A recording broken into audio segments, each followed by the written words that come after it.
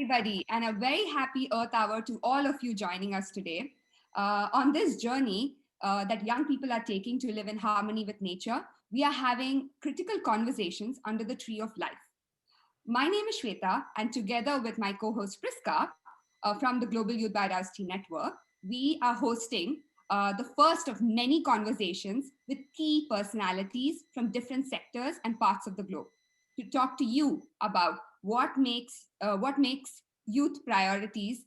How we can make youth priorities and our vision for nature a reality. For the first conversation, we want to inspire all of you with the experience of a true lover for nature and sustainability. Welcome, Michael Wood. Malcolm is an adventure athlete, social entrepreneur, passionate environmental filmmaker. He's recognized as the UN Environment Program Mountain Hero, and he's also a successful restaurateur. Thank you so much for joining the youth today for an exciting conversation under the tree of life. How are you feeling, Malcolm? Very good. Thank you for having me. It's Awesome. good to be here. Yeah. So, Malcolm, our first question today is something we're quite inquisitive about. You, as a person who's experienced so many adventures and have surrounded with nature and have been in nature for such a long time, we wanted to hear from you. Actually, what gives you butterflies when you think of nature? Well, I've said I'm enjoying the waterfall behind you. That's definitely one of my elements. I do like water. Um, for me, it's got to be a freshly snow-covered mountain, and getting to have a bird's eye view of it, flying over in a paraglider, which is, um, you know, a form of free flight, and just getting to look at this blank canvas. It looks like a brand new start. That always gives me butterflies. Wow, that photo looks amazing. Awesome. And we're also going to share a photo of Malcolm in nature, and we would like you to just give a little bit of an explanation about that photo. Yeah, the photo is actually me flying over the Bhashyam Glacier on Mont Blanc, Mhm. which is the highest mountain in Europe, and I'm using a paraglider. And it was on a day which was particularly hot, um, which was actually due to climate change. But on that specific day, the thermals were strong enough to bring the paragliders all above 4,000 meters. And we had this spectacular free flight um, where we all got really high and we could see the Mont Blanc Massif in all its glory. And I did this amazing flight over the glaciers that were hanging off the Mont Blanc. So Mhm. yeah, just an incredible day, an incredible memory, and a great perspective of nature. Oh, yeah, sounds awesome. Okay, so just to get started, given the state of the world today, can you share with us what frustrates you the most about our social and ecological crisis? Yeah, I think what frustrates me the most is, I guess, a loss of intimacy and reverence for Mm. nature. Yeah. Um, the problem with urbanization with the youth today is that there's a disconnect to the importance of nature, what it means, how it affects the environment, how it affects our life support systems, such as our food chain, our water supply. Um, and, I've really spent kind of the last years of my life using film as a medium to bring nature back into people's homes, and to show them why it's important, to show them why we get excited by it. You watch Red Bull athletes coming off a mountain, but you don't understand that they have this deep connection to it. You just think it looks fun. There's more to nature than it just looking fun. It's actually the environment that we have to sustain life on, and it's really that disconnect that frustrates me. And I think it should be part of educational syllabuses. I think there should be more outward bound schemes. I think parents should be encouraged to take holidays and trips to the countryside, especially if their kids are growing up in inner cities. Um, and with that appreciation, we will see the damage that we're doing to nature firsthand. We'll see the extent at which it's changing year on year. And you don't get that. You don't get scared about that when you're sheltered in your home in the city. Quite some great advice. So, and you mentioned some issue of like being disconnected from nature, especially for young people who are going to be listening to this. What advice would you have for them? How do you make that connection with nature to feel closer to nature? You, I think the problem with modern technology is Mhm. there's a lot of reason to stay at home. There's a lot of reason to stay in front of a computer screen, in front of your phone screen, and I think you've got to put the technology down and go out and experience the real world. I watched an amazing Disney with my son the other day called Soul, and it had a really good message that he was constantly looking for something and chasing this dream that he forgot to appreciate every little moment in life. From the colors of the trees to the sunlight streaming through. And I watched it just a few days ago, so it was one of those things that you've got to remember to slow down and just take a breath and just enjoy the planet and go out and experience it. There's so many things to do and inspire yourself with. There are places to see, there's sports to do, there's engagement with nature, there's so many things to learn about. One of the things that originally got me quite passionate about the environment was how we get our source of food and water from nature, how we survive in nature when we don't have supermarkets. And as a restaurateur, that was a really good way to connect back to Mother Earth. It's understanding what we're taking from the environment and how that gets given to us and how that sustains life. Thank you so much for that, Malcolm. And today, I think one of the critical discussions we wanted to have with you is also related to the food industry. So, as the audience know, youth have come together to create a manifesto with 12 unprecedented actions that we want world leaders to take. And one of the key actions we want them to take is called transformative change. And what we mean by that, and what has been stated by the IBES Global Assessment Report, is that we need a system wide reorganization across our technology, our economy, and even our social factors, where we need to even change our values and behaviors. And what it means for nature is that we need to tackle the direct, indirect drivers and the values and behaviors that underpin all these factors to actually be tackled together. Now, having such a big change that we as young people are pushing for, we wanted to know how what it means in the food industry, especially because food is such an integral component of how and why humans connect with nature.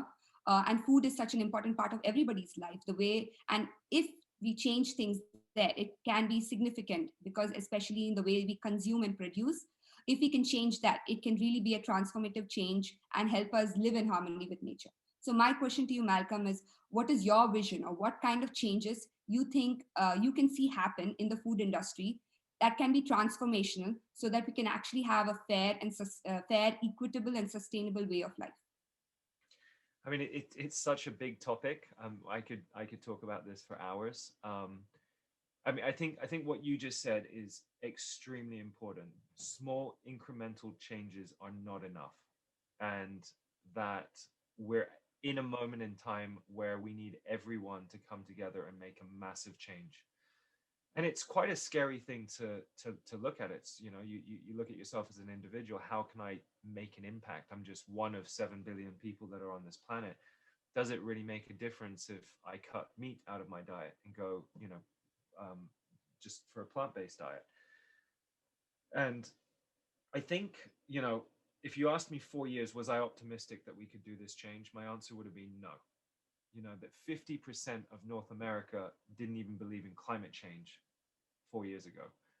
But that number has drastically changed today. And I think um, there's no excuse if you're a business owner, if you're a politician, if you're an individual, to make a change in what you're doing, you know. So as a business owner, when I discovered through our film A Plastic Ocean the extent of the damage of plastic pollutions in the sea and how it was affecting human health in the food chain, there was no way I could not act as a business owner. Having that information and having that financial ability, I had to take action.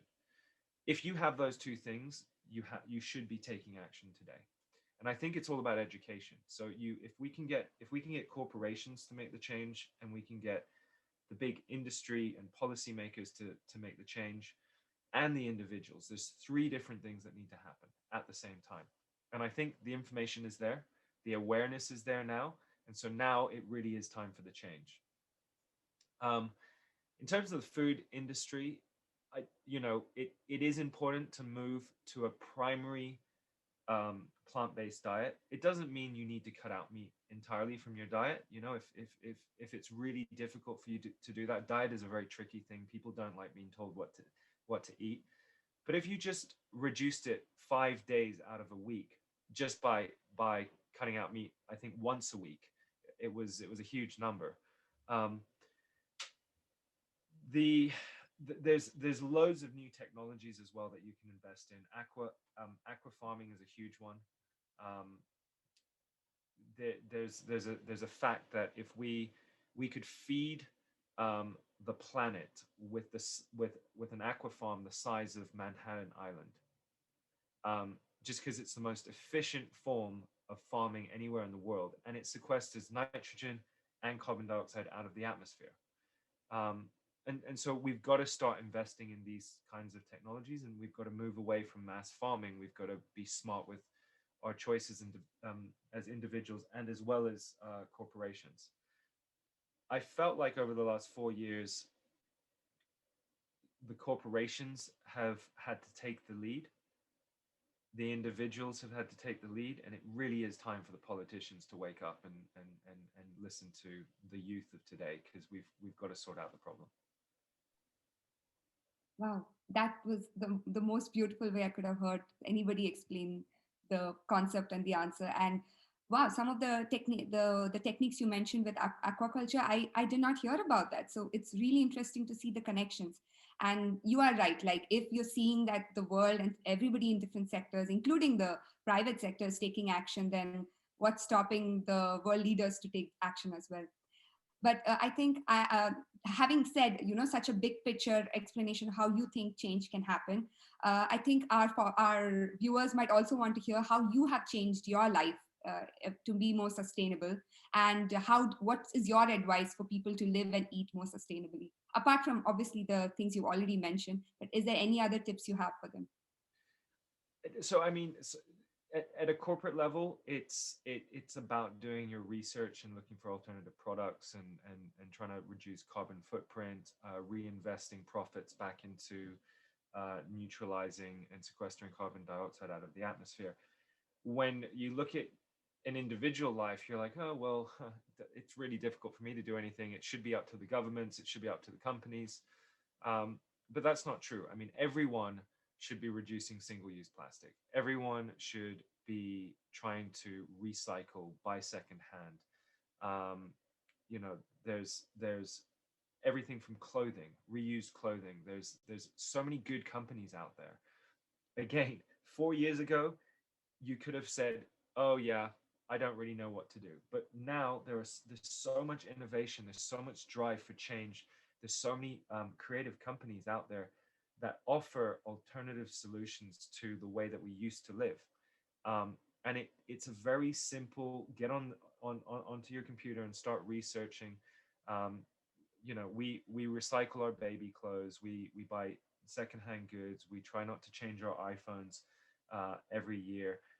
We offset the carbon footprints of flights if we have to take them. You try to ride bikes. You reduce your meat. It's all very simple stuff, and that lifestyle change can dramatically affect the carbon output of the individual. So yeah, I would say that there's many different things that are easily accessible, and the great thing about the time we're living in is the youth are getting very creative, entrepreneurial about business and giving us solutions to work with. So many little things that we can do, and just mentioned that it only takes like a simple Google search, and us as young people, we have that creative mind, to do some of these, actions. So through our Youth for Nature manifesto, you have seen how youth are calling for transformative change and an unprecedented action to tackle climate and biodiversity crisis and environmental degradation. What advice do you have for us as youth? So I think this is a really important one. The the thing that struck me by the success of the film A Plastic Ocean was that the kids were the ones that engaged with the film, not the adults. And the kids went home to the adults and they said, "Daddy, why are you still serving a straw in your restaurant? Do you not know what it does to the environment? And do you know that this is going and harming the health of mommy?" And as a father, you want to be a hero to your kids. And so you take immediate action. And I found that circle really powerful because when I speak to young people today, it's your voice is so powerful you don't even realize it. You can force change in your home, you can force change in corporations, and you can force change in policy level. I mean, look at the student protests, what it's done, how it's shaken the world, that the kids have to take to the street to make the adults listen to them. And I would say that we cannot let the pressure up. We have to keep the pressure going, and we have to keep feeling like we can make a difference, because that's the only way to do it. So, as I said, there's those three areas that we have to tackle: the individual lifestyle, the pressure on corporations to change. Don't buy products from people that aren't giving a crap about the environment, and keep the pressure on to the policymakers that this is not the place, this is not the environment, and these are not the rules that we want to live by. Thank you so much for that, Malcolm. And I think young people can hear that, and I think we all feel your words and the passion with which you're telling us what to do and what we are already doing. So I think this can really be something that we should take on more seriously and use our strength in a much better way to really make change happen for the world. So thank you so much, Malcolm, for joining us today and inspiring our community. It's been really a pleasure to hear from you and hear about how you can, the way you are envisioning things for transformative change to even happen in your sector. And definitely, I would ask the viewers to start following Malcolm on social media as well to see all the amazing sustainable things he's doing. Along with the cool mountaineering photos he has, which are really cool, by the way, Malcolm. Yeah, and I would like to also ask all of you to not to forget that youth are coming together. As Malcolm said, we are getting powerful, and we need your help. We are calling for unprecedented action, and we want the whole of society to transformatively change, and so that we all can live in harmony with nature. So do join us this Earth Hour to sign the Youth Manifesto. That's also been linked in the description below, and help us push our world leaders to act fairly, sustainably, and equitably now.